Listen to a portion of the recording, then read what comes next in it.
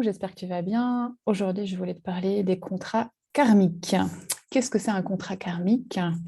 Si tu crois à l'incarnation de l'âme et la réincarnation, euh, nous choisirions, avant de nous incarner, ce qu'on a envie d'expérimenter en termes, bien sûr, de joie, de talent, de mission de vie, et aussi en termes de blessures, de travail à expérimenter, à faire, que ce soit par exemple la peur de l'abandon, la blessure de l'humiliation, la dualité, ce genre de choses. Donc, l'idée, c'est que on part avec une envie de faire des expériences et que quand on arrive dans notre corps, dans notre vie, on a oublié ce qu'on avait demandé.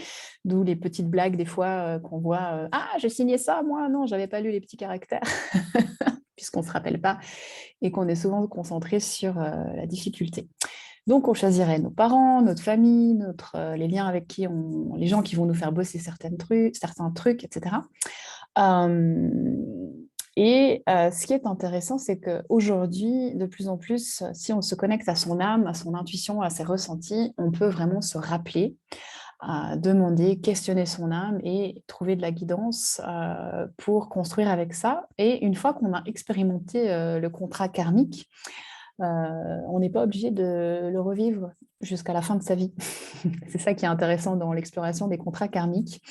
C'est-à-dire que si, par exemple, tu as repéré un schéma que tu vis encore et que tu as déjà travaillé sur toi de différentes manières et qu'il y a toujours des couches qui reviennent et que c'est encore compliqué, etc. Donc, par exemple, ne pas oser être qui tu es, briller, montrer toute ta lumière parce que tu as peur du regard des autres ou que tu as fait peut-être un vœu de pauvreté, de vivre dans le manque, que tu t'autorises pas à l'abondance ou que tu vis toujours le même schéma de relations amoureuses toxiques, etc.